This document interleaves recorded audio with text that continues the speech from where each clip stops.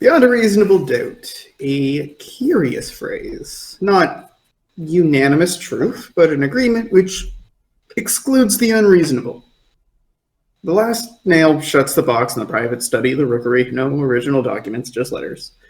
They knew the right tax documents, and Elmira knew that the right extradition rules for some reason. Steelfist, Vesta, Corvo, and Absolution identified every Boru they'd known. Their pen pal, Florence of Florence, so-called, should be able to get Boru in court. Henry and Rollins, however, had both been stewing.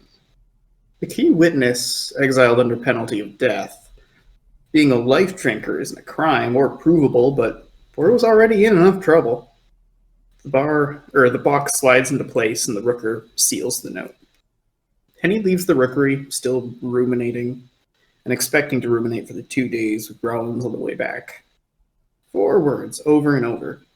So, what's the case? Welcome to Bloodwine. Welcome. Yeah. Hello. Hello. Hello. So Henny, you went with Rollins for another trip up to town to deliver basically the info you could with regards to Boru. It's probably been, I'll say it's been a week exactly to compile sort of what you needed to send back. And you've basically just dropped it off. You didn't see that there were any new newspapers or anything in town, so you spent the 2 days coming back.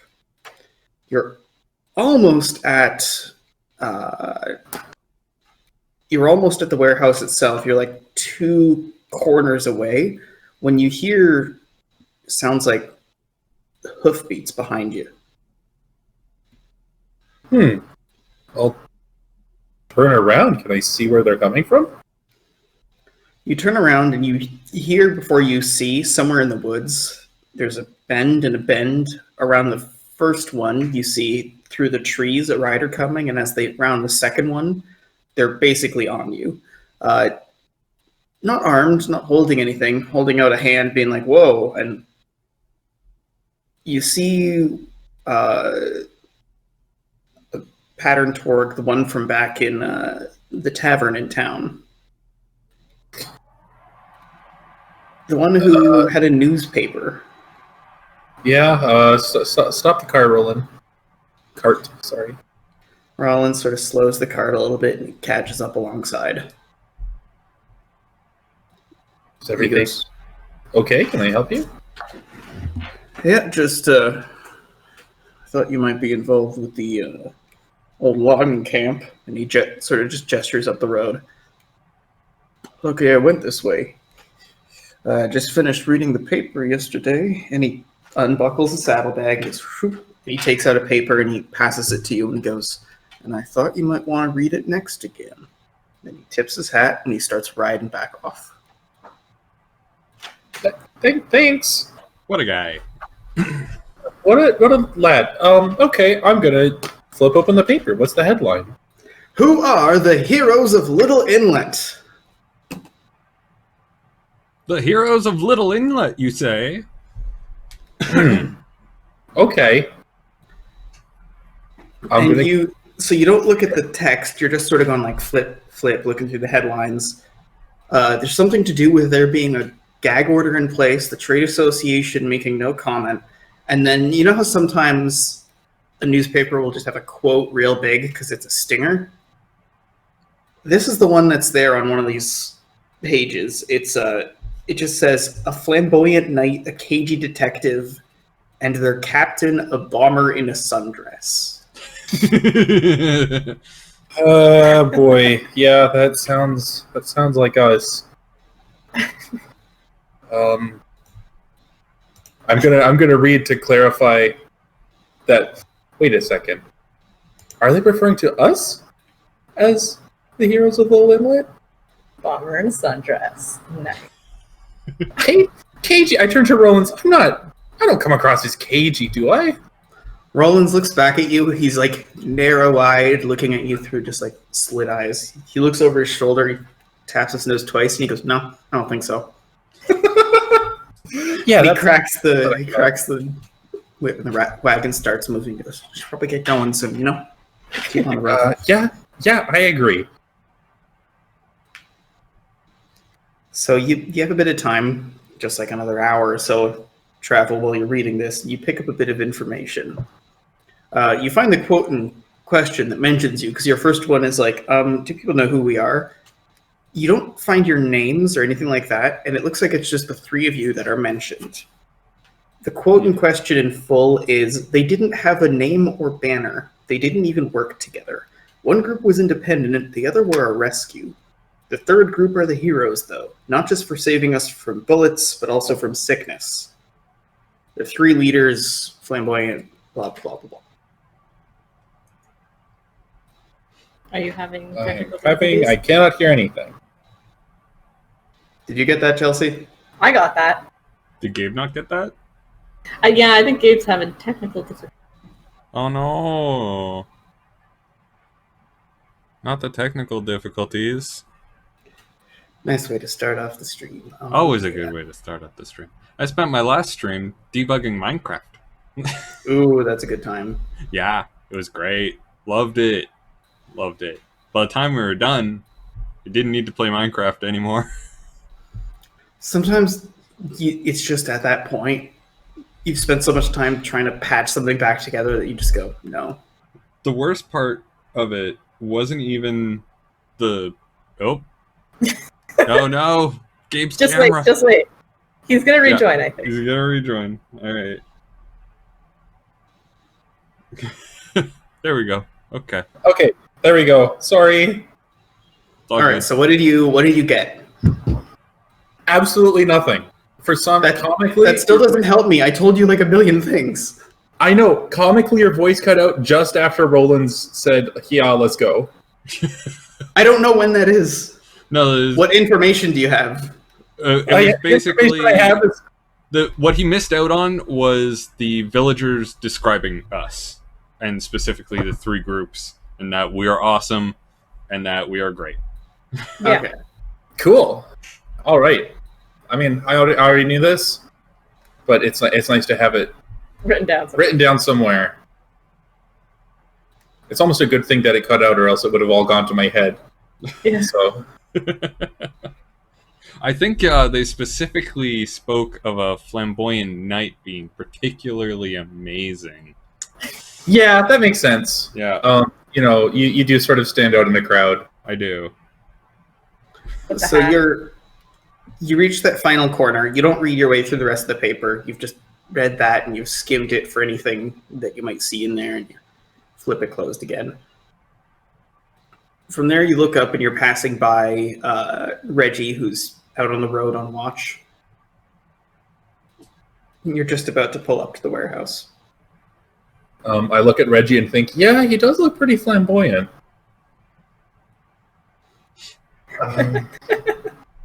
Okay, well, I'm going to sort of request that everybody gather up, and I can read to them the fun descriptions of that the villagers gave, because I think they'd like to hear that. And also, we aren't so undercover anymore, and that's important information. Yeah. Where's Vesta? I'm gonna motion for Reggie to come on in. Probably inside. What time of the day is it? By now, it's like late afternoon. Okay, probably getting dinner going then. Vesta!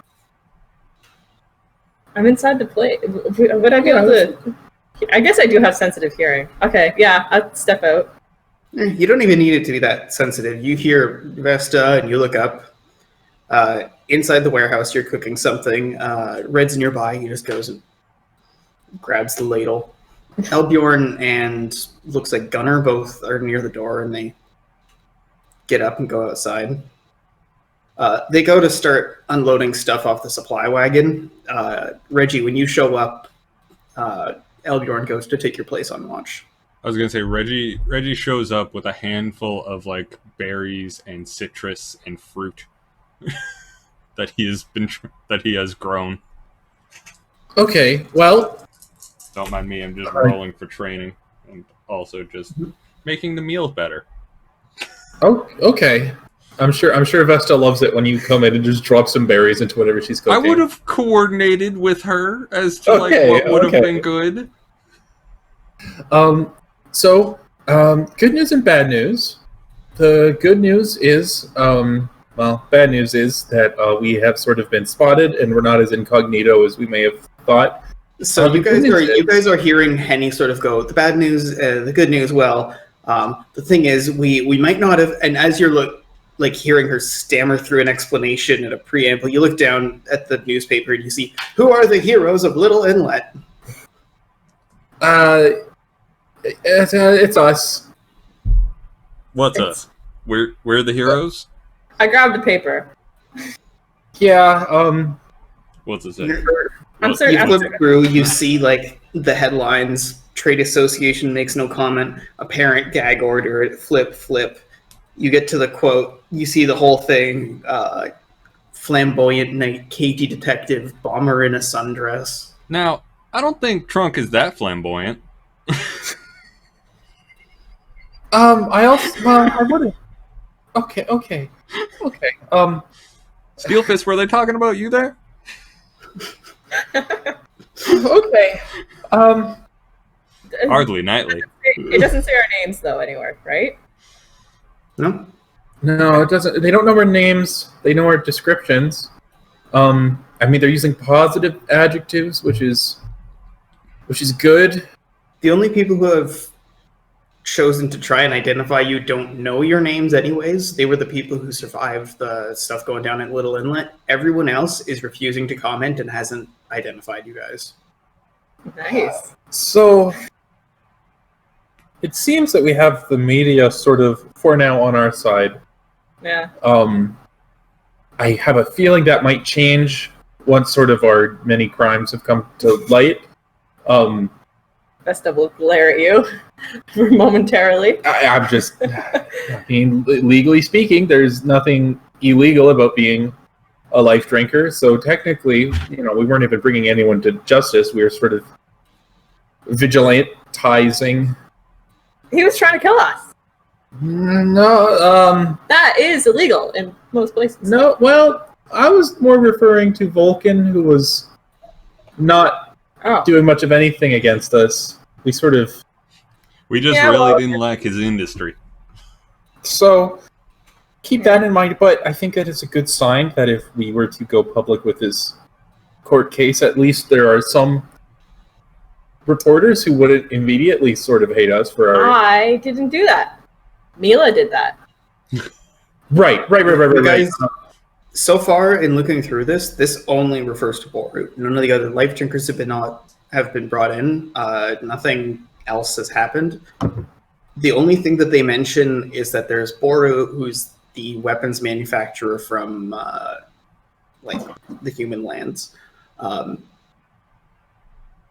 like Redwine, and later through all the kingdoms, prominent businessman kind of thing. That's one of his identities, and that's the only one that's been mentioned. They haven't mentioned the Redcoat Mining Company. They've just mentioned the incident at Little Inlet. They haven't even mentioned the murder. That's it. This is all centered on Little Inlet so far in terms of what's being presented in the newspapers. Okay. Okay, well, I mean, that certainly makes it less terrifying for us to go sort of public with all of this.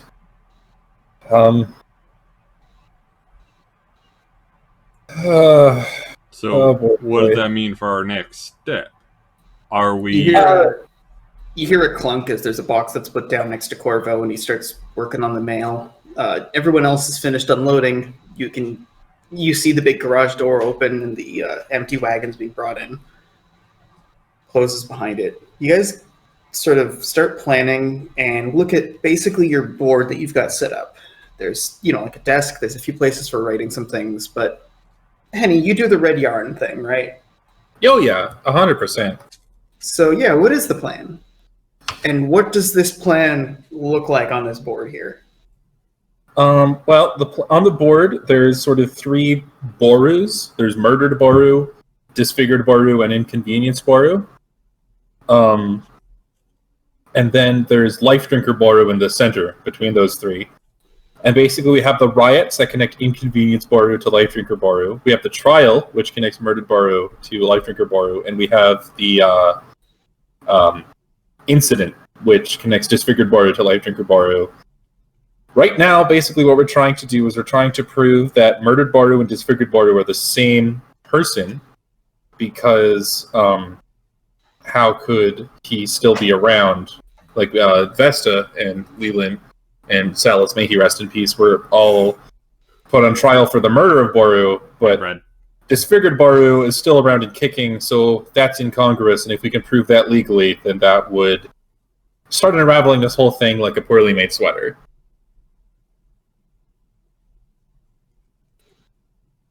So Yeah. And an important thing to note is that there are ties between the Boru back from the war to both Disfigured Boru and Murdered Boru, which could really help our case. It's just a matter of actually sort of getting evidence at this point. Yeah, what are the facts? What are the facts? Okay. Let me get a blank piece of paper here. Okay. Facts. Oh, can you still hear me? Yep. Okay.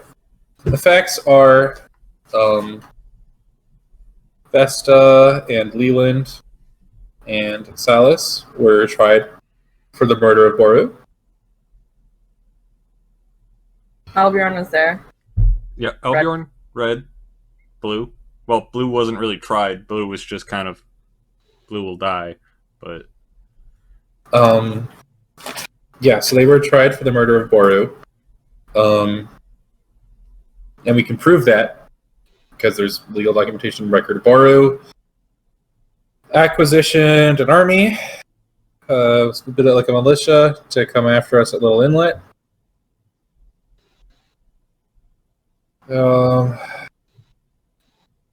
Feel free to. Why did he commission that? Did he make up a reason for that?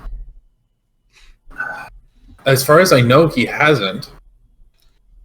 What the news is saying is a quote-unquote apparent gag order. Gag order. Okay. So it's because he's kinky. It's also worth mentioning that currently you guys know that Life Drinker Boru, the person who's Boru, is being held for trial in his involvement in the stuff with the Redcoat Mining Company. But that is separate from this incident, and it hasn't been brought up. It's only been mentioned that he had a position on this board of directors. You guys got intel that came with your mail that told you basically he is being detained. Okay, so he's being contained for the Redcoat Mining Company case. Which we also are connected to. And Yeah. Which we are connected to. we don't have evidence that we are connected to unless we could get into their employee files. And right, there would be reference proof of there. employment, certainly. And probably also, the time that, I wasn't there to witness it, but you did kill Tammy, and were shipped, minimum there's going to be a shipping manifest of... It's possible. Anyway, with those records, would be a good place to get info, certainly. Wasn't that ship stolen? What happened to that prisoner ship again? We were prisoner on it. I think you guys got off, and then they kept sailing to drop off to everyone else. Oh yeah, right. You weren't there, Reggie. I wasn't there. I don't want to. No. A fanciful tale they can Vulcan tell. Industries was taken up by, was it Chickadee Solutions? Yeah. Yeah. And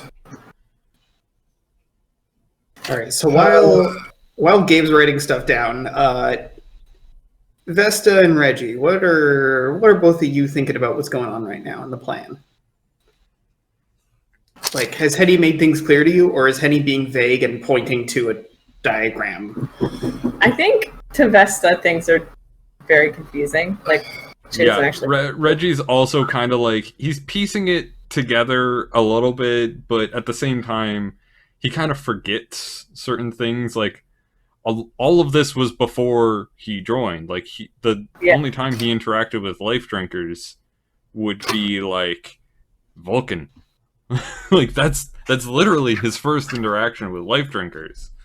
So like everything with Kree, everything with the Trial and Delta, everything with just everything is, he's like, wait, so you guys went there and then you were brought onto the mining company and then you were being shipped to Celestia in the mining company, but Trunk and Elmira took over the ship and saved you. And like, he's genuinely just trying to keep it all in his head. Yeah, and Vesta's like, yes. Elmira sort of rubs her temples and goes, I mean, none of this is useful aside from just being a story that we can piece together. We just need something direct. We can just tell people. We can just bop, bop, bop. This is the situation. We got to be able to pin this down. I think, well, the thing is that we know that Boru acquisitioned that military because he was going after Vesta and friends because of his murder. We know this because we know we can't prove it. Rollins, at this point, now that everything's been brought in and nothing else is really going on, everybody's kind of gathered around almost like a big old meeting. Rollins leans in and he goes, all right, so we got to be able to tie the murder to Little Inlet, because then we got a motive. Yeah. Right. But also, we didn't murder him, right? He's still alive. Yeah. Right. But in order for them to try you for murder, there has to be proof that a murder took place. Yeah. So if we can get that, proof of that a murder took place, if we can get that investigation, those records, we can prove that there was a murder. I don't think they had any proof. They would have had. Well, no, they wouldn't have had to. But it's not that they have proof of the murder. We have proof of the trial, and that's really all we would need for that, because they were tried and convicted on evidence that there was a murder, that there were bodies. Yeah. Okay, so we don't need to prove the murder. We just need to have records of the trial, which should be easy to find. Yeah. So we can prove that Boru was murdered. How do we tie all of these Borus together? That's where my brain is failing me. Well, he's already linked to the industrialist Boru, and by what? What links him there? What proof do we have? Because they refer to him as the industrialist Boru. The same one from the war. So at this point, you're frustrated. This is even too much for Henny's brain. So you turn and you look back at your board.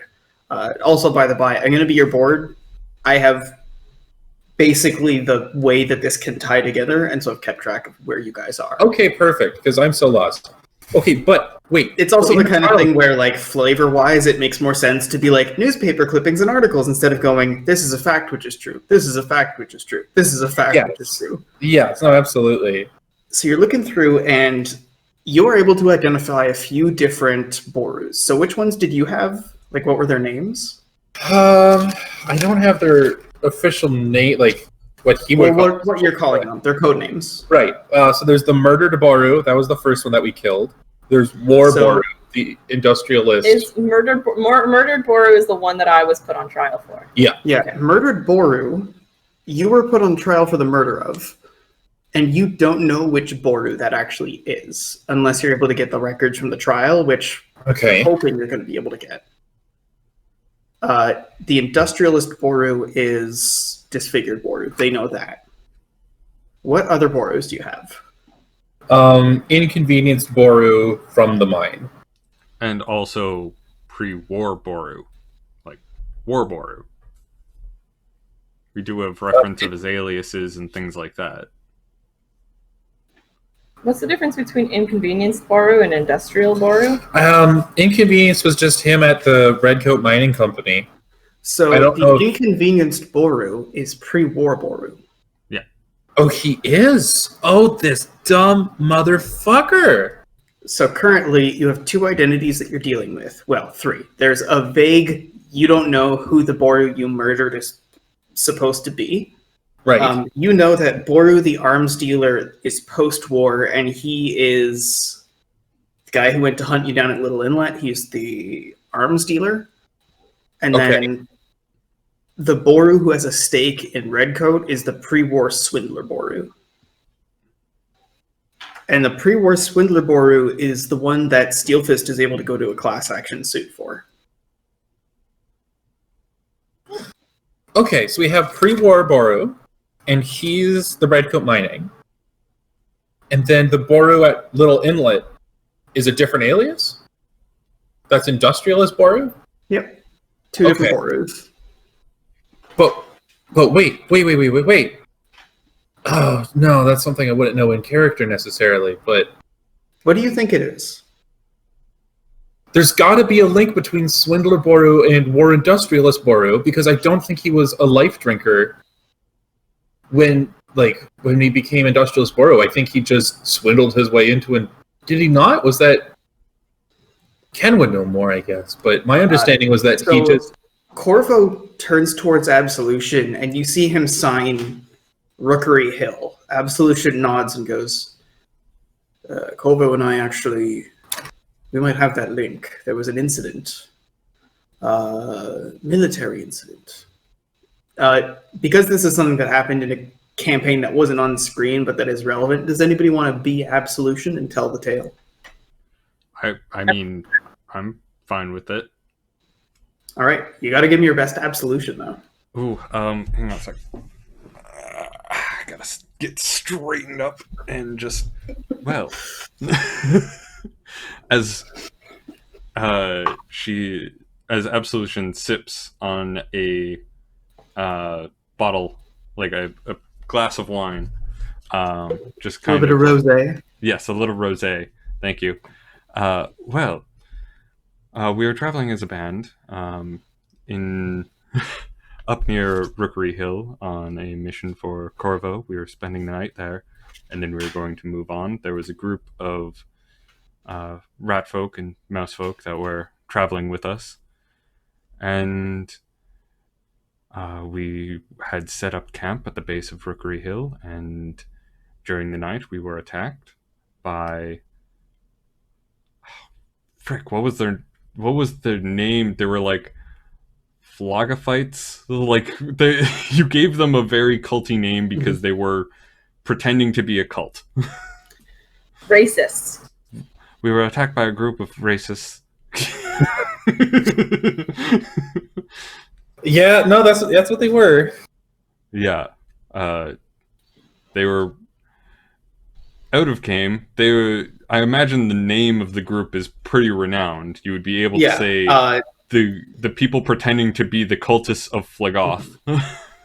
Yeah, so it was basically a big propaganda operation in the prelude towards the war that Reggie was in, basically saying, oh, there's all these rat folk and they worship dark magic and they worship this evil creature called Flagoth, and the cult of Flagoth is taking over the world. And it was the flimsy propaganda justification for fueling what really was like a human supremacist war of sorts. Yeah. The human supremacists were called Neo-Ankhdarites for history reasons. An old empire called the Anktari Dominion from 1,000 years ago. Really what they are is they're like neo-Nazis. That's it. Yeah, pretty much. Anyway. I'd say no more, no less, but I don't think you can be less, so I'm going to say no more. Anyway, we were traveling with Boru at the time, and after that battle, we lost him, and then he reappeared as the war industrialist Boru. How was my Absolution impression? Not bad, not What bad. character was I in that? Kumu. Kumu. I remember. Okay. You had bird, you had wolf. Oh, yes. So, Swindler Boru disappeared at Rookery Hill. And that was the last anybody ever saw of him until this Redcoat Mining at business. 25 to 30 years later. Yes. Okay. So that's... Every one of you, each and every single one of you guys, roll understand. I also just remembered that I have atypical, so let's see how this goes. Let's see how this goes. Goldfish! Okay. Oh, God. This... So that's 3, that's 6, that's 11. Reggie's got an 11. I have a 4. 4. I don't remember how many thoughts I had. And I think I had only 2, though. Oh, there we go. Yes, I did. 10. Okay, so first, Vesta, you and Reggie, like, you notice Elmira sort of peek at Steelfist, and Reggie, you notice Trunk sort of peek at Steelfist. And Henny, being the one who doesn't really know what's going on and doesn't have much tact, looks at Reggie, looks at those and goes, "What's going on, Steelfist?" And he just freezes like a deer in headlights, and he goes, nothing.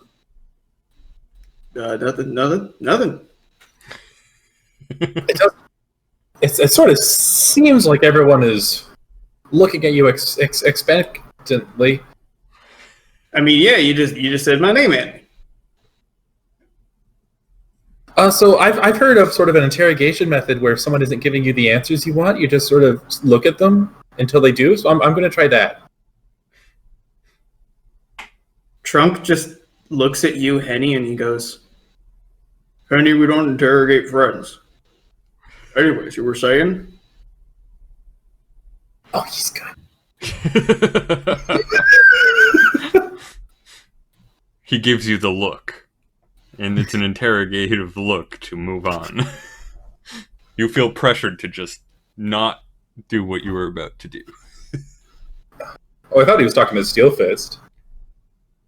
No, he goes, "Henny, you were saying?" Oh, okay. Well, the problem is, so we have if Swindler Boru, if there's a record of Swindler Boru dying at Rookery Hill, that gives us something. But if he just disappeared and then that doesn't link Swindler Boru and Industrialist Boru, right? You hear an uncharacteristic low growl come out of Absolution.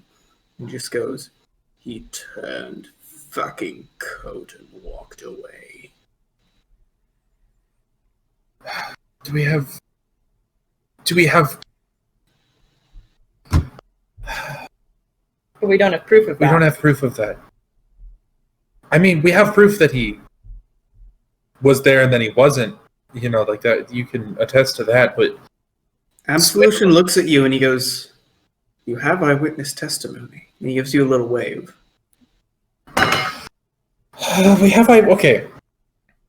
That doesn't. If there's, do we have any idea where he went after that? Can we track sort of how he then came to be a purveyor of fine military goods? Is there somewhere where he said, "Hey, I just escaped from a big massacre at Rookery Hill, and now I'm going to sell war machines"? Like, if this case isn't airtight, we are going to lose, and then, well, Vesta might be put to death, because I'm not sure that we can make this case work without physically going to where he's being held. And everybody will know who we are. It won't take. This is our one chance, and everything's riding on it. I don't know if Elbjorn looks at you and he goes, "Wait, yeah. Wait." He points and he goes, "What? Where does this other Boru come from? Like, is there some hospital record of birth or something? Is there?" He's a native Redwiner. I ran into him a couple of times. And Elbjorn looks at you and he goes, "Would they have documents?" I mean, Redwine's a pretty fancy place, but Boru didn't have the best of upbringings. He was a swindler. Can we? But that's Swindler Boru. But this war machine Boru guy. And then Rollins goes, "Yeah, he was Dwarven Mechatronics refits. That kind of stuff they wouldn't let you do unless you came from money. He must have come up with some sort of identity or something." So we could get that looked at in court, I suppose. Have them say this is a fake identity, and that would force him to fall back on Swindler Boru, which would tie the murdered Boru to current Dame Boru. It feels so flimsy.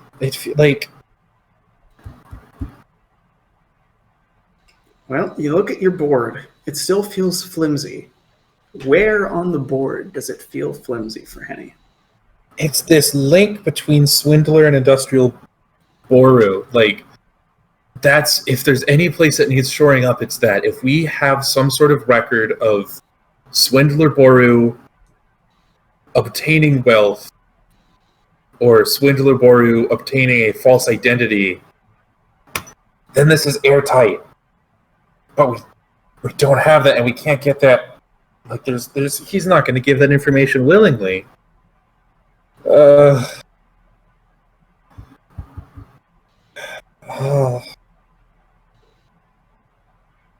He doesn't have any identifying tattoos or birthmarks or something that He's got his face.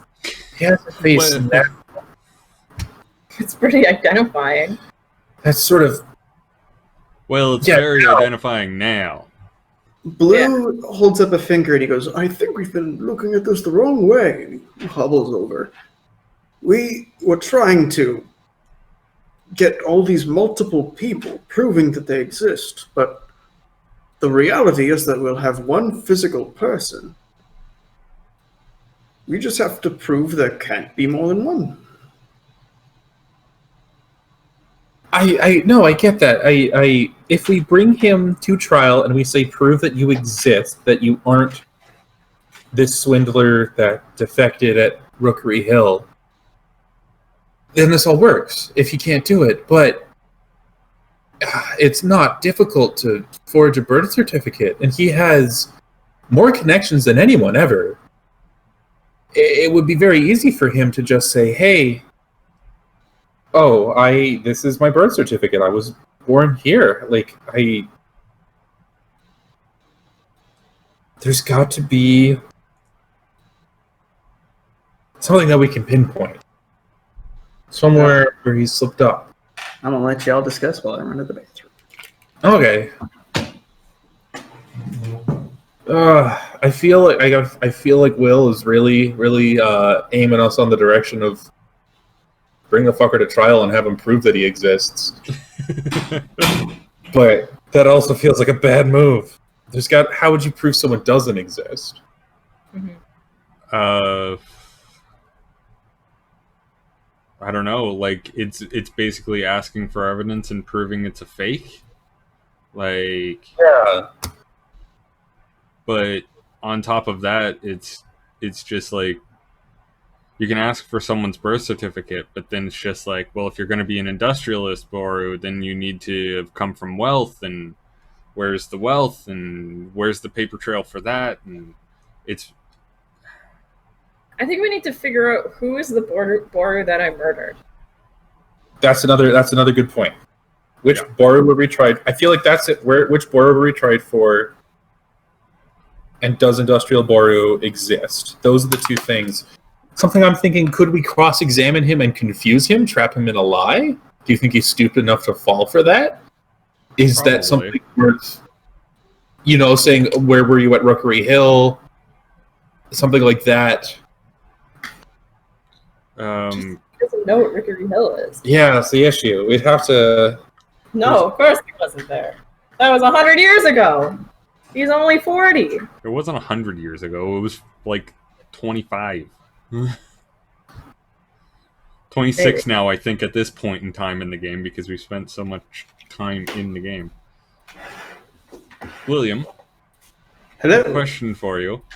Mhm. I distinctly remember you saying that the charges for Vesta was...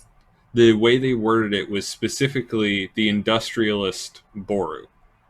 Mhm. So that would be the direct link to industrial Boru, correct?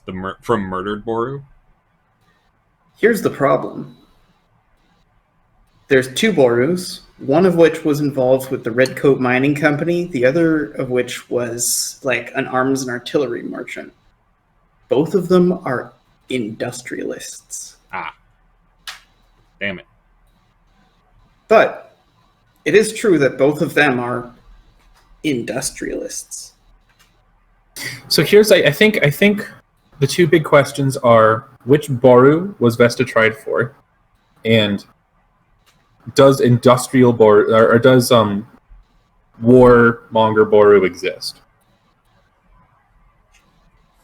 And those are the 2 things that we need to be able to prove in court in our favor. Yeah, I mean, let's send a letter to request information about my trial. And, who he was. I think I was murdered. I think that's who definitely I our next murdered, move. quote unquote. Quote unquote. He's still alive. Yeah, he's still alive. And does industrial Boru exist? That feels like a question. That feels like there's got to be a paper trail. Where did he get the money? Where did he get the money to start this whole venture? And that's a corporation. There's got to be records of that. I think that if we're going to leave to try and get some groundwork, that would be the way to go, is investigating the origins of War Boru. Because if we can get to a point where his existence is questionable in court, because we could right now say, hey, this Boru ain't a real folk. He's using a false alias. And Elbjorn leans in and he interrupts you. By now it's gotten kind of late, and he goes, "Or," and he offers you a bottle, and he goes, "Beer meeting?" Sure. Elbjorn uncorks a bottle, and he starts to have a little drink, and he goes, "But yeah, I mean, it's all just a question of like..." No, never mind. I don't know what I'm talking about. No, say it. Go for it. Yeah, we're throwing things at the wall at this point. Everything Like, that I know that I've thought is on the wall. I don't know. I mean, maybe I'm using dumb guy powers, but like, it's at a court. Don't you like show up? If these are all people, yeah, but like, if there's got to be some way that we can make all these people show up and go, "Hey, purple," They didn't, and then Elbjorn goes, yeah, and he points to an article, and it talks about the disfigurement, and he goes, "Yeah, everybody knows this guy's purple now." Like, there's not. Yeah. They got to be able to, like, if we can just, I don't know, draw him out or something. You take. Henny screams and throws the board across the room. How am I? His face is fucking purple. His face is fucking purple. How did we miss that? I don't understand. That was the whole point of disfigured Boru. Yeah. He can't be. That's the proof. That's the proof that he's the same person. I don't understand. What do you mean? Okay, so at this point, Trunk and Elmira have Trunk's holding up the board. Elmira's putting everything back where it was, and they're about to put it back on the wall. The Boru at Little Inlet. Yes. And you tap as they're like putting it on. That's the Boru that got disfigured. Yes. And purple. as you're holding a finger there, like you feel it move, and then clunk, and it's on the wall. I grab a berry from Reginald's berry supply that he carried in here to add to the cooking, and I'm assuming it's purple, and I just splatter that over the little thing that says Inlet Boru. So he's purple now. Yeah. And as you go, roll delicate. I think that's one dice. Do it. Yeah, one. I got a 1. So you go, there he is, and you squish, and it goes right in your eye, and you're yeah, and there's nothing on the board. Anyway, okay.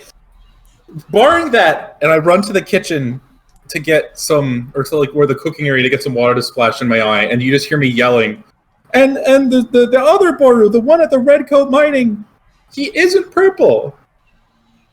And I pop out, but he is. So as you pop out, you see like 6 different people like wave, and then just sort of go, if you're having it, and there's a couple of beers next to you. So we have to invite both Borus? Yes, that's all we have. All we have to do is get both Borus to show up, because he cannot use his old identity because he's fucking purple. God. Can we force a person to show up somewhere like that? No. Can't he just Well, not? Well, if he doesn't, then the case will be thrown out. Because The thing he didn't is- show up. the thing And- is, So Trunk goes, actually, the only place you can't be what's the word?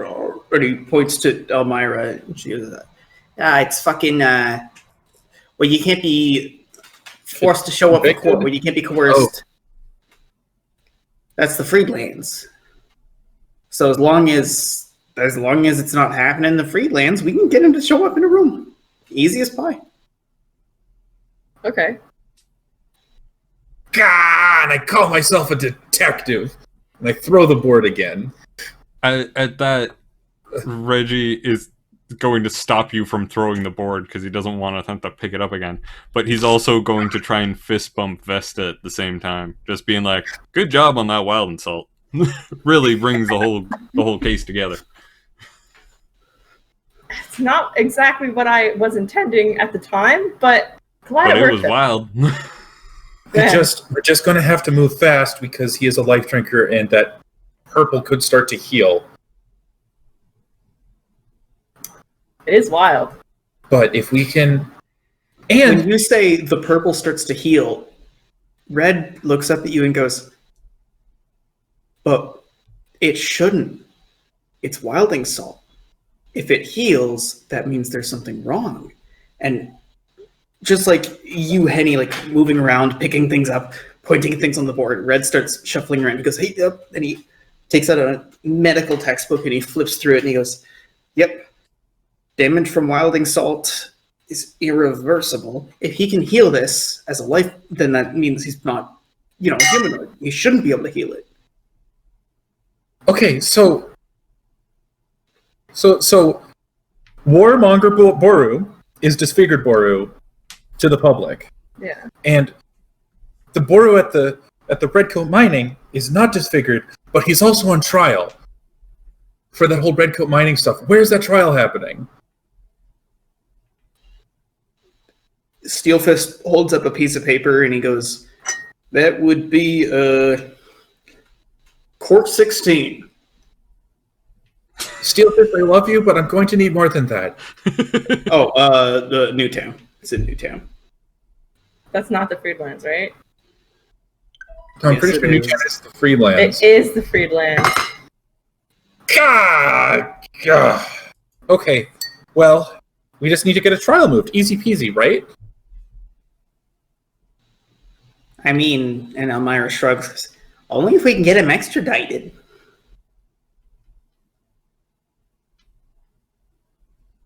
Where is he now? What Where would we is need to do for that to get him extradited? Oh. To get him extradited. I imagine he'd be in the Freelands if this was the case. Yeah, it would have to be. Could we... Oh my god. Oh boy.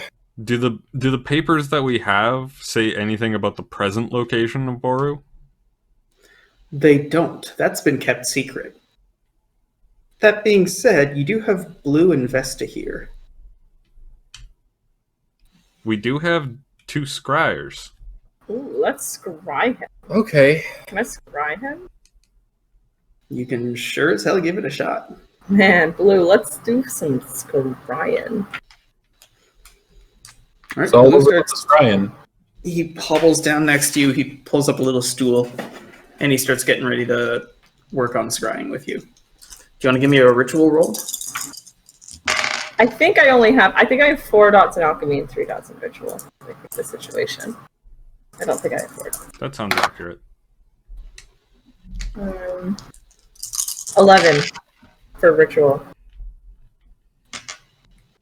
All right, so you start getting this together, and there's like a pressure, like when you get up out of the water and there's a heave, like you're trying to magically push and you can't. There's some sort of barrier in the way. That being said, Blue starts to lean in. He starts uttering incantations while you're holding it to try and empower it, and you manage to push through. You see it takes you a second to figure it out, but Vesta, you have seen this place before. It's a big open room. It's been shifted around, so right now there's a conference table, and there's actually a meeting happening right now. This room has a big open balcony area that overlooks a big wide bay. You definitely feel like you've been here before for some reason. Damn it, Will! Oh, man, bays that I've been to. The ship one.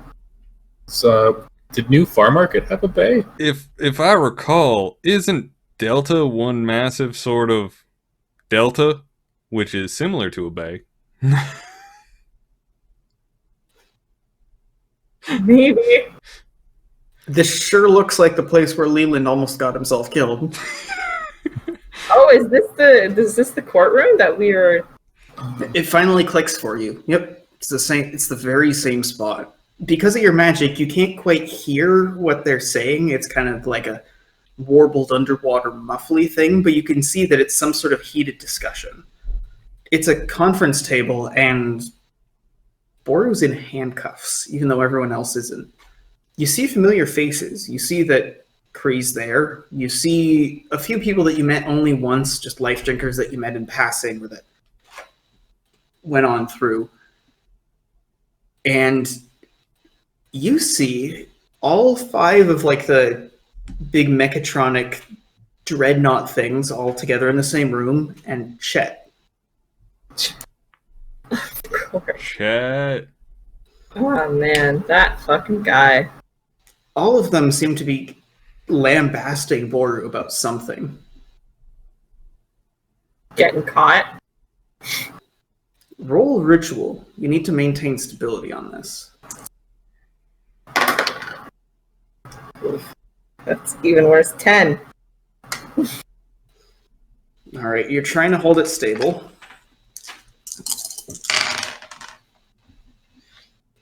And you start to feel it collapsing. You might have to push through if you want to stabilize this again. It fades. You can always give it another shot. I don't think I need to. So, So, where was I tried again? You were tried in Delta. Delta. Okay, Yeah, so he that's- is in Delta. it's mainland Delta. So it sounds, I mean, if you're sharing this information, it seems like they are intentionally having this court case here so that he won't have to show up. Because he's purple. Because he's purple. He's fucking purple. Because he's purple. Yeah. Okay. We have to get the court moved. We have to get the court moved. We could blow it up. We could just blow up the courthouse. I love it. I love that idea. Can't have a trial if there's... If there's no court, it's gone. Easy peasy. I got fire bombs. Could...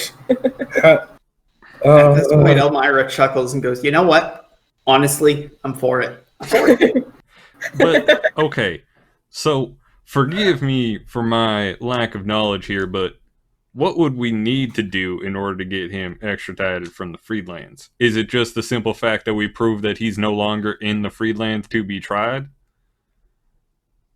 Well, let's see. Fucking, we need to... Oh, what is it? We gotta... Oh, shit, I'm no legal scholar. This isn't my wheelhouse. Can I roll politics to see Yeah, what go for we it. need to do to get this asshole extradited? Politics, I'm not very good at that. Really? But it doesn't matter. It doesn't matter, I got an 18. 18. Something suddenly dawns on you. He is being held for the Little Inlet thing in Delta. He is on trial in the Freedlands.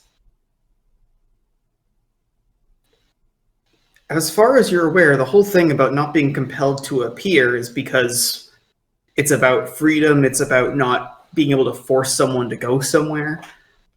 That being said, if you can somehow prove that this guy's not able to go, if he's being held in Delta, then they have to move the trial to Delta to give the guy the opportunity, because then he isn't free to attend his own trial. Okay, so... So we just prove he's in Delta? Proof he can't go. Because he's not choosing. It's not about him choosing not to show up, it's that he physically can't. And so we should offer him the convenience of moving his trial somewhere that would be easier for him to get to. Yeah. So we just have to prove he's in Delta. All we have to do is... Yeah, we have to prove that he's in Delta, and then offer him a closer trial. Just say, hey, what if we hold the trial in Delta? Wouldn't that be easier for you? Except for we can't go there because we'd be killed on sight. Which is a slight not you. complication. But we do have certain people. What the heck was their name? It was a really contrived fake name. Will, I'm asking you for their name. That would be Florence of Florence. Florence of Florence, right. We do have an ally of Florence of Florence who might be able to help us in this situation. So just like Henny, you almost you took your board and you threw it across the room and you realized that he's a purple dude. Blue has a much more old man understated moment, and he just goes, "Oh my, that will do it. You know what?" And he leans back, and then he looks to the side. He goes, "What was I saying?" He said, "You know what?" I said, "I know what." I think you realized something. Yes, what were we saying just before now? Florence of Florence. We're talking about the court case being in Delta. We had to prove that he was in Delta. Oh, yes. And he gives his head a little tap with the staff, and he goes, "Vesta, Yes. what room was he in?" He was in the main courtroom. And Blue leans in and goes, "The one with the big open balcony." Yes. If we have friends in the right places, and he's been cited. True. Is a simple scry enough for legal evidence? No, Well, it doesn't need to be legal evidence if we, say, saw it through the big open balcony. Yeah. Or someone claims to have seen him through the big open balcony. Yeah. Oh, but no, that He doesn't solve the problem. Because then the problem is we know that that Boru where he's being held. So that's just, now we know where he's being held, but that still doesn't tie him back to the other case.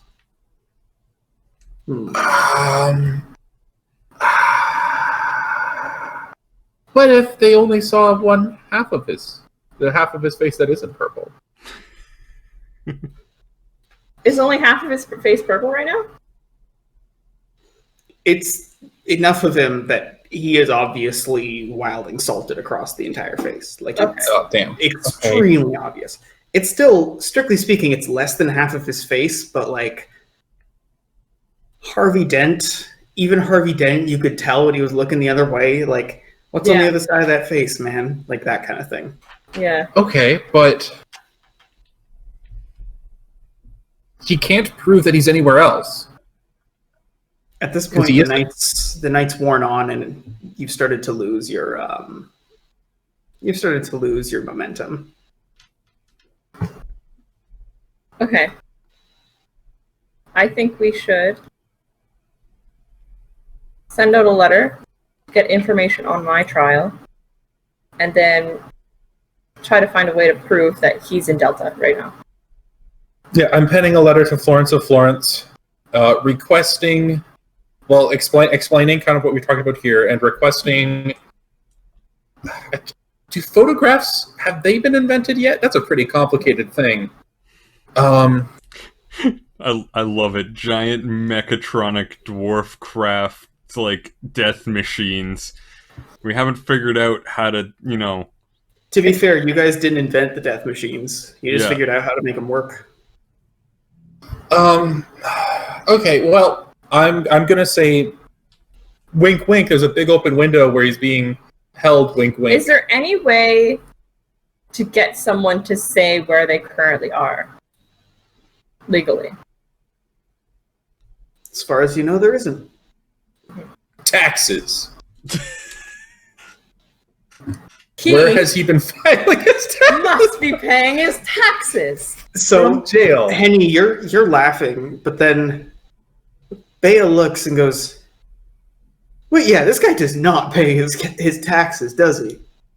Tax evasion. I thought he was positioned out of the Freelands. Wasn't that where he had his business and why this entire thing was in the Freelands?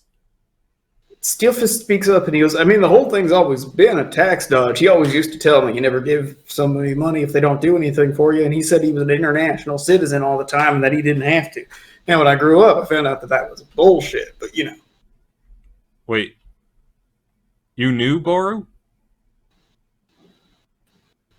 No. A little bit. Maybe. Maybe. Okay. Yeah, I don't think it matters whether or not you knew Boru. But do you have information that could help us here? in a way, he's kind of like he wasn't, like the bastard wasn't, but like legally, he's kind of my dad. Really? Everybody in the entire warehouse is just kind of looking at him cockeyed, except for Trunk and Elmira. And he goes, "Yeah, he kind of, I don't want to talk about it a lot, but yeah." And Steelfish just kind of sits down. He's like, "Yeah." Me? Did he legally adopt you, or is this... Could you send him a letter and ask him where he is?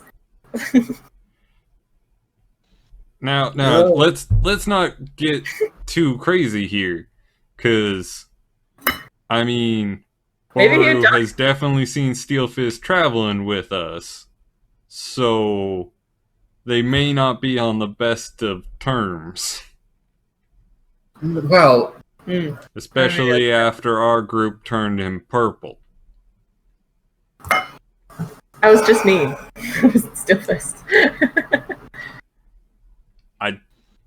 Not gonna lie, if I was turned purple by the other group and Milton was still in that group, I probably would still blame Milton as a whole. Milton just looks at you like, dude. I'm just saying. We didn't know you. If we didn't know you, it would all be abstracted to that group.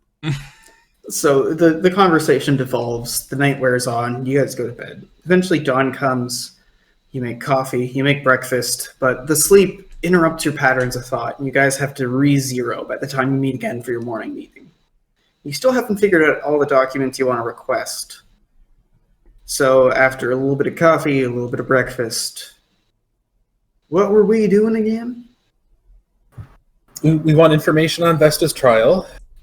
Informational trial. We need a way for... Oh my god, there's so many steps here. But basically, if we can get a way for the bastard to either admit or have proof that he's in Delta, we can get the trial moved, and then he'll have to show up, and then everything will fall into place. Because he's purple. Because he's purple.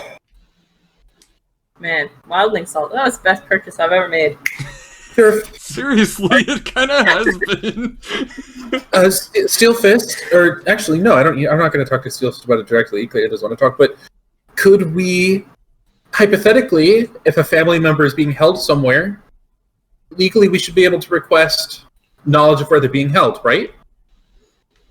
Oh no! When I was talking to the Pythona and whatnot with the legal stuff, said that can't compel.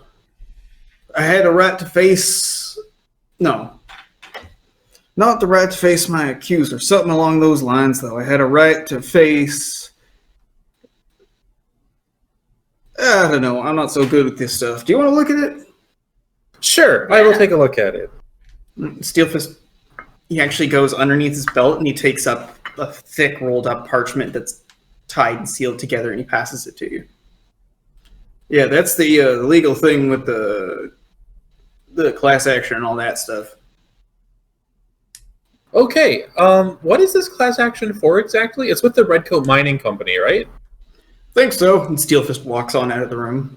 Okay, is this... Okay, I'm assuming this is something about throwing his child to work in the mines? So you tie open the little thing. It opens up a bunch of compiled papers, like a big, thick legal document. And it's basically the information that's given to Steelfist as a member of the class action suit. This is a class action suit for human trafficking.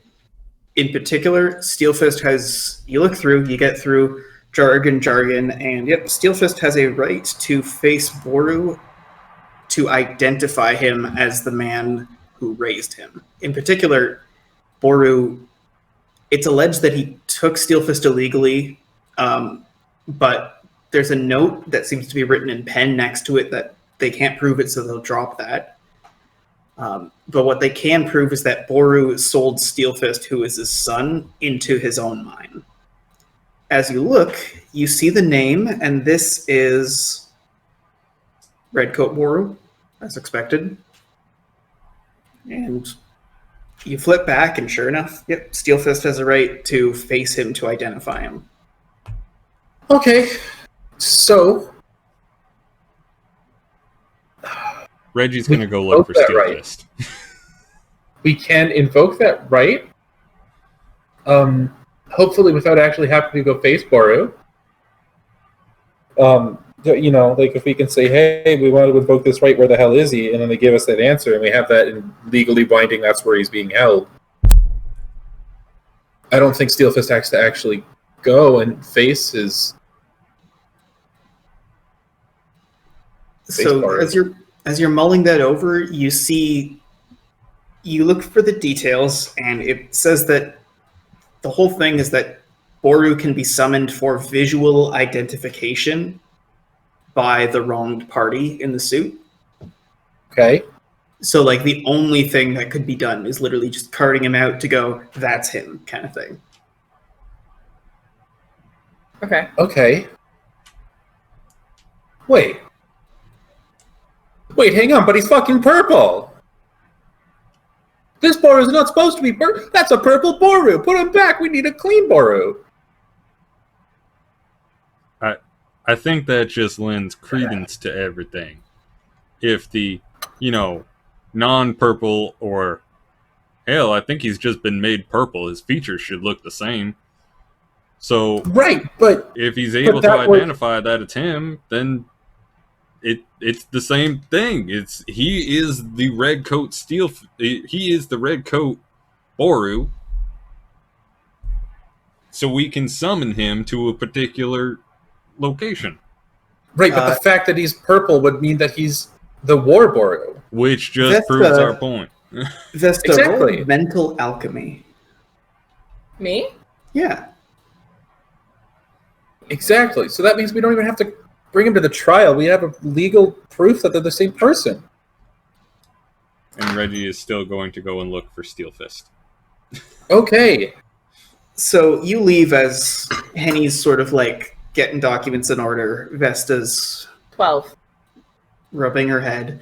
And you head outside and you see that Steel Fist is just outside the doors, not like leaning up against a wall or anything, just kind of like shadow boxing a little bit.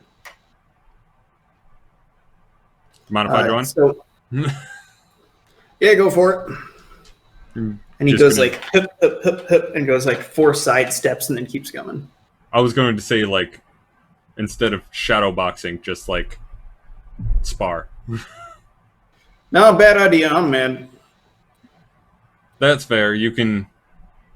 I'll give you one thing. Your punches pack a lot more punch.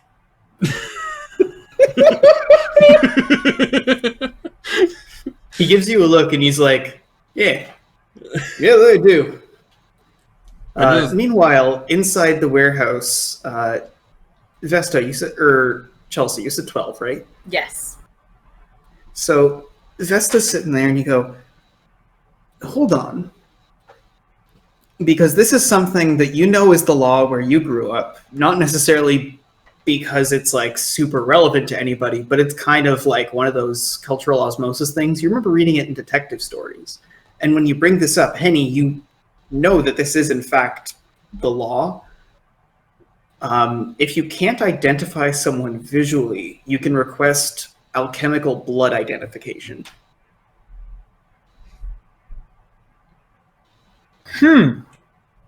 Okay.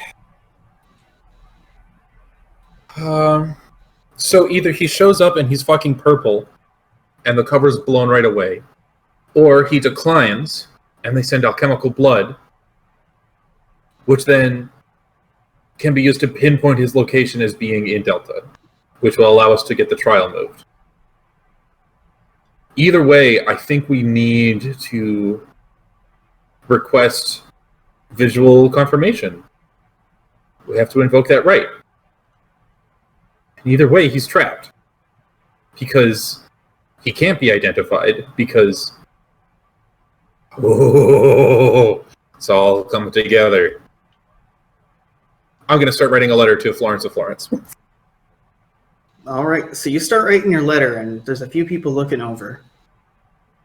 Roland sort of looks over and he goes, so what's your plan?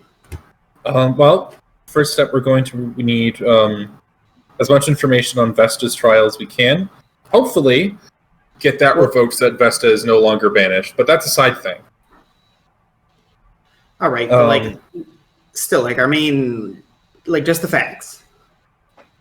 Just the facts. Bar is fucking purple. That's Boru's purple. Don't forget about that. That's really important. Fact 2, sort of sub-fact from the fact that he's purple, he can't show up to court without giving the whole game away. So all we have to do is make him show up somewhere. Show up, be purple? Show up and be purple. If we can do that, he loses. He'll Yeah, either but have to, legally why? Legally why, though? legally why? Because he's pretending to be 2 different people. So we And have only one of them is purple. identity fraud. Identity fraud, and also, he isn't murdered, And which then is a huge red flag. And that blows an international conspiracy. so we vis-a-vis blow, like the, triggers. we blow the identity fraud. That means we tie the little inlet thing to the Yeah. mine thing to Yeah, Vesta's murder charge. yeah. Get Vesta off. And by also bring proving up the they're fact all that he one person. isn't murdered. And also, he isn't murdered. Yeah, he mentioned that. Okay, he mentioned. Okay, good.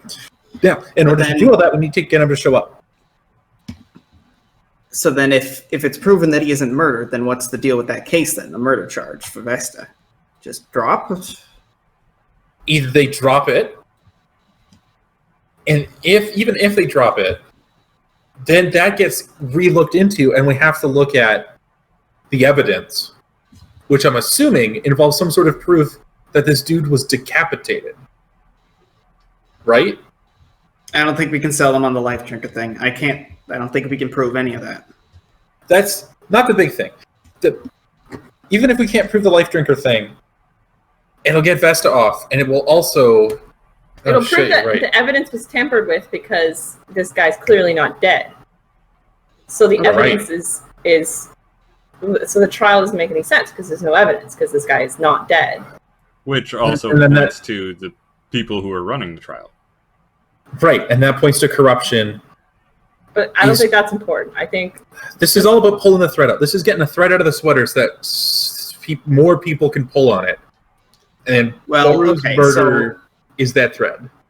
There's the murder charge for Vesta, and there's that. And then Boru, there's the Little Inlet thing, the mass poisoning. The guy's on trial for a mass poisoning. And then the other one is a human trafficking case. This guy's going away for a long time. I think we need to be thinking not just about getting Vesta off, but how do we make sure this goes down, you know? I mean, the best way is by becoming actively involved in the trial.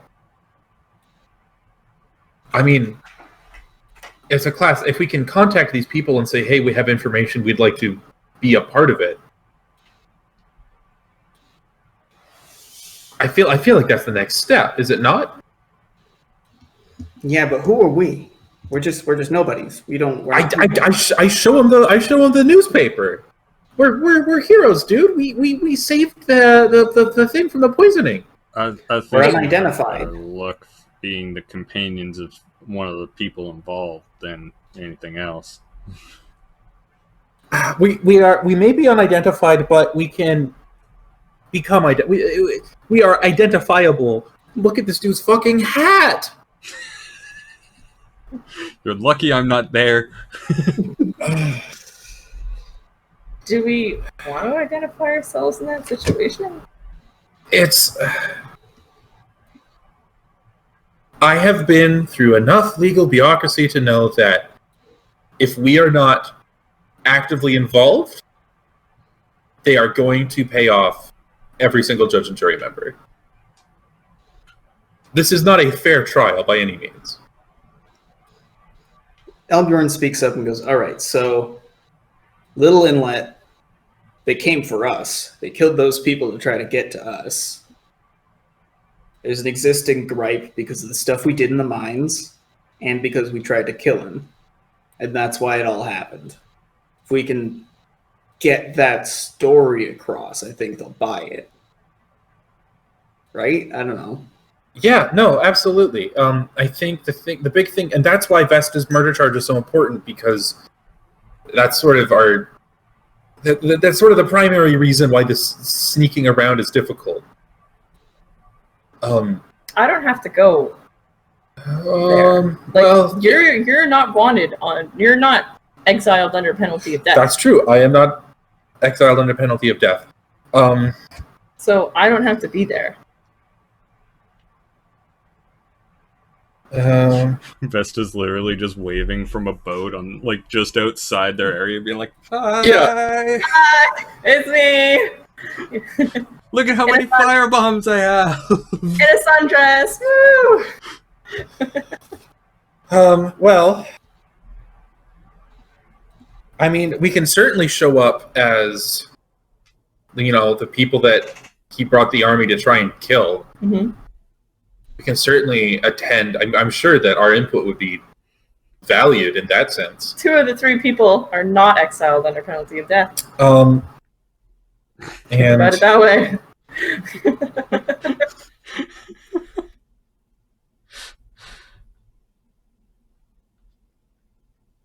Well, you get the last little slip finished on that letter. Sven. I think. Okay, so I am requesting information on Vesta's trial. I am looking into how we could become directly involved in either trial, and I am requesting more information on how to invoke Steelfist's right to identify. All right. So that's the contents of the letter. You roll it up, you close it. Is there anything else you want to submit, or is that what you're going to be taken down to the Rookery? Is there anything else? I think that's everything. I've included a little blurb explaining our plan of getting him to show up because he's fucking purple. The only thing now is to get... I mean, it is Steelfist's right, so I feel like some consent is sort of in order. Yeah. Before I send this. Yeah, that's fair. So, Reggie, you're outside shadowboxing with Steelfist. At some point, I'm just going to, like, take off my hat, which is something that Steelfist definitely has never seen Reggie do. And I'm just going to go and sit by the side of the warehouse and just kind of watch him shadowbox. You notice as you take off the hat, he doesn't say much else. He just goes, "Hey, nice building." He keeps shadowboxing. Classic Steelfist. At that, he just goes, "Yeah, don't like to show it off too much." Steelfist is still looking away. He's still kind of like whoop, whoop, whoop, sort of ducking, weaving.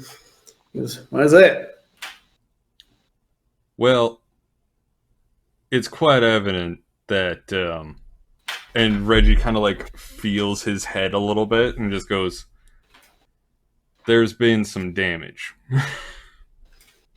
The occasional, battle scar.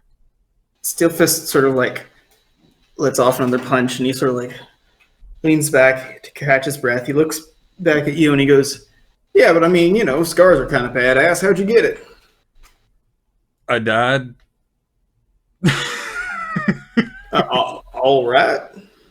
And like that's not like some weird spiritual. No, I literally died.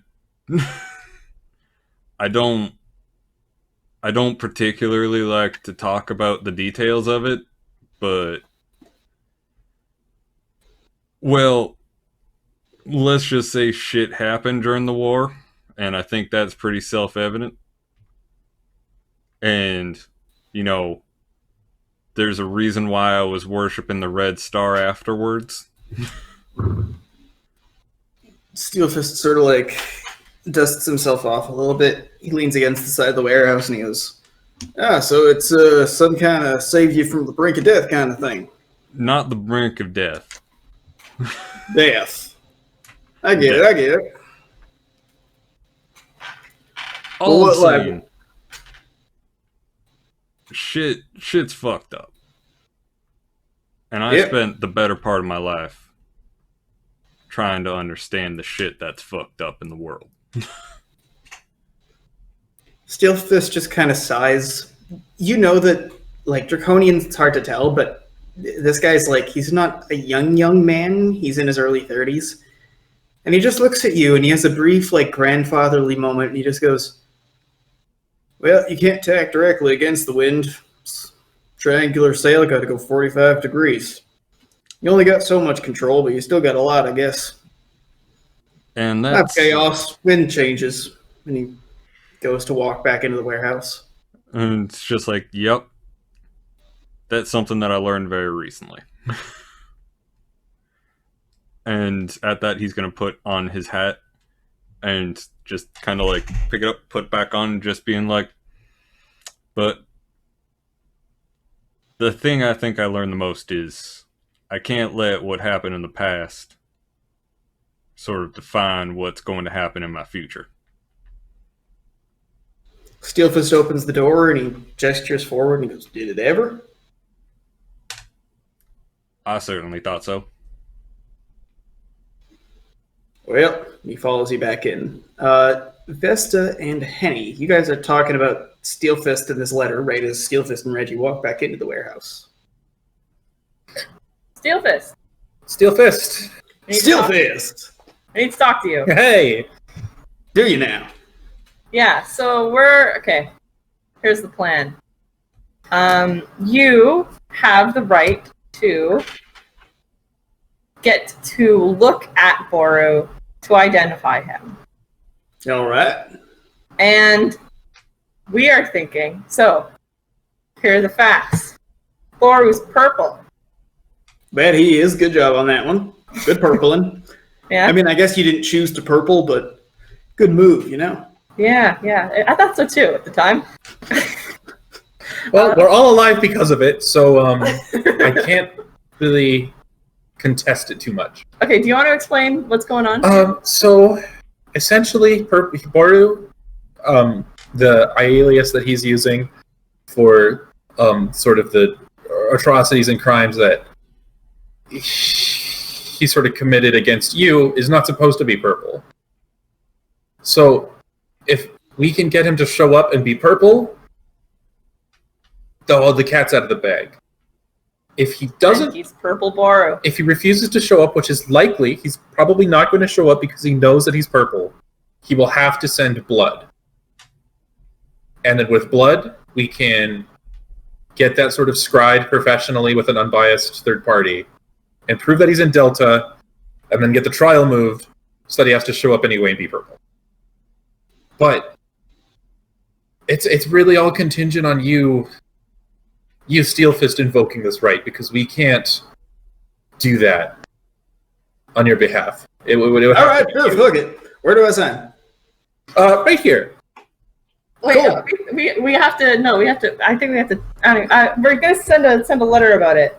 I think. Right, but I'm assuming that this person, even if they are fairly shady, can't just waltz up and say, "Oh yeah, hey, I want the paperwork for this." He's gonna have to sign somewhere, and okay. I just want to get it down in writing that Steel Fist is okay with this, because otherwise, I would feel bad. Let's get the fucker. All right. Question. Excellent. Question. Yeah. What if he uses ritual to disguise his appearance? We'll put up a ward. They bust through those real quick in court. Okay. Honestly, I have seen fuckers try that, and it usually just makes things go worse for them. Okay. It would be like, it's sort of the equivalent of, well, what if I just, wear a hood and hide my face in court? It doesn't take too long to see kind of through it, and also it looks really bad for the jury. Yeah. If a non-purple Boru shows up, and then we figure out that he actually is a purple Boru, man, people are going to be like, Shocked Pikachu? Shocked Pikachu. Shocked Pikachu, man. What a weird gift that Hammerhold gave us. Yeah. Oh. What's a GIF? The weird painting that came out of Hammerhold just shocked Pikachu. Yeah. The legends. I mean, I haven't seen it personally. So, you guys finish up your letter, you pen it. After a few more days, when you're going on your next supply run, you bring it to the rookery. And when you do that, when you go to request some documents, there's some that are already waiting from you from this same Florence of Florence. All the documents that you referred to going, oh, we need this tax document for this business. The actual physical documents have been brought to you, so you have a copy. You have proof of which Boru is working at which place. You have full legal names. You have where companies are licensed. Nice. So you're basically sitting there, just Henny and whoever else would have come on the supply run before you filed this letter with all this new information about Boru. Send it anyway. Yeah, I'm sending it. I'm saying it anyway. Okay. All right. Is there anything? Is Boru's legal name Steelfist, or what's Steelfist's last name? Shit. Do we even know? We don't even know if Steelfist isn't his real name. Oh my god, you're right. Salas knew Salus knew this as well. It wasn't just Trunk and Elmira. Salus had figured this out before when we had done a Steel Fist specific episode. Mhm. Like, Steel Fist is not his name. Shit. Okay. Well, I don't think Vesta ever knew. Vesta's never asked. Well, okay. Never mind then. I thought maybe it'd be like Boru Steelfist, but that doesn't make any sense. Okay. Well, yeah, I'm definitely sending that letter, and Would it have said on that thing, on the court thing, what his real name was? Yeah, actually. What is his name? His name is Steelfist. Insists it's pronounced Irono, Irono, Steelfist, and then his actual last name is Borumar. It's 2 R's. Oh. The weapons manufacturer is named Jackson Borumar, and the Boru that you recognize is the the mine Boru. Okay, Jackson Boromar. Mm-hmm. Steelfist is Irono, is his real name. Yeah. Jackson. Although technically Steelfist is also his legal middle name. Okay. I see. Jackson is Weapons. No. Mine. No, Jackson is weapons, and he's purple.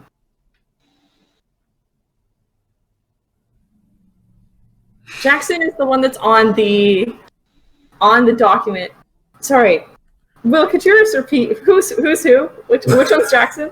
Steelfist's legal name Yeah. has the same last name as the Boru that has been purpled.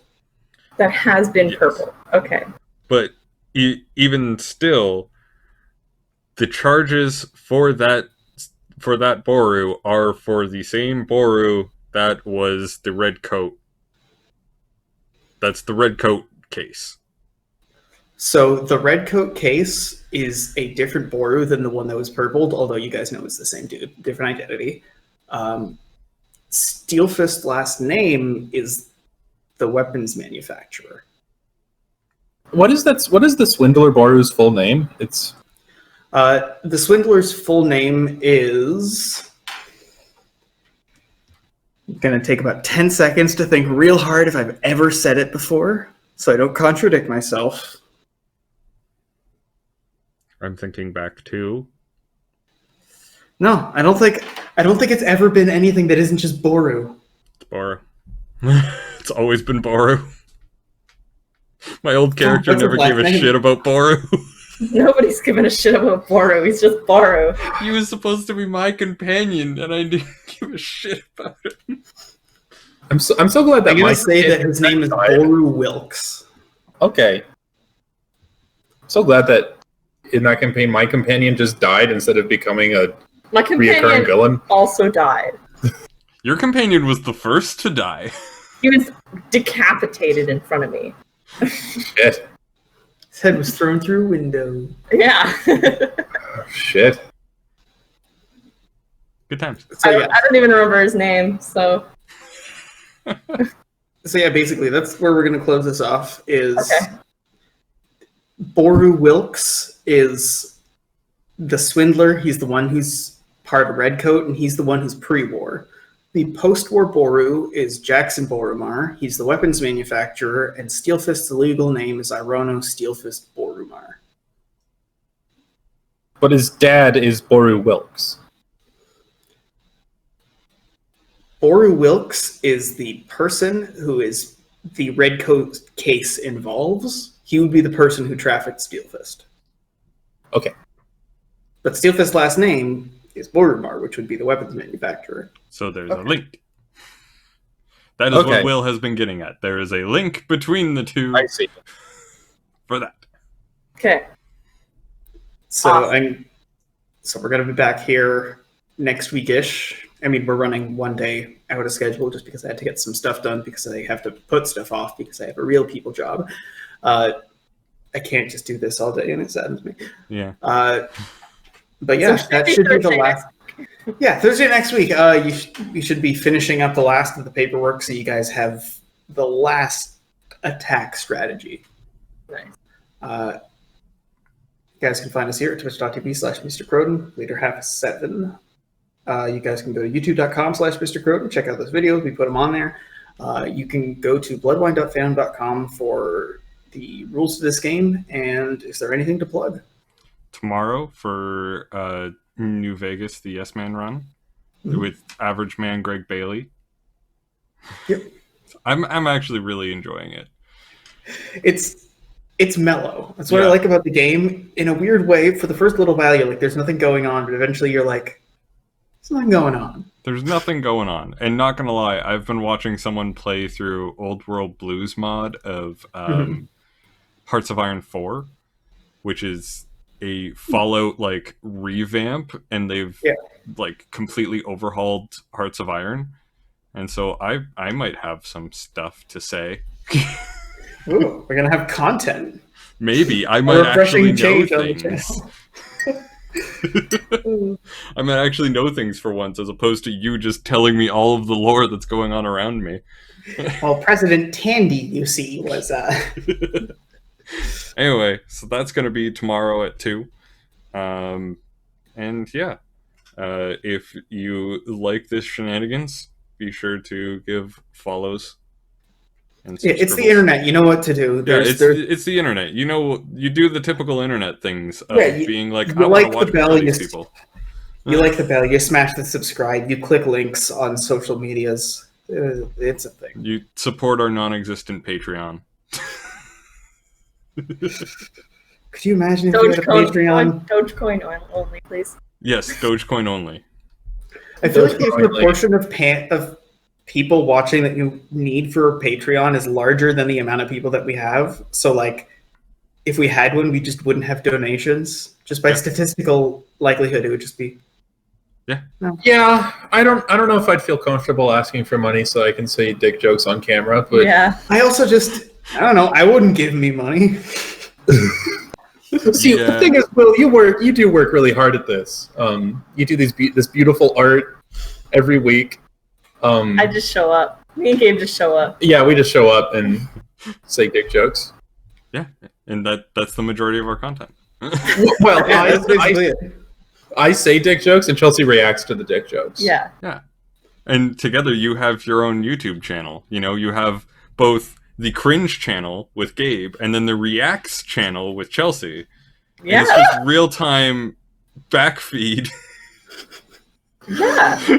We are going far down a weird rabbit hole. Yeah. I don't know. We have a table dynamic. Thank you everyone for watching. See you next time. Bye-bye.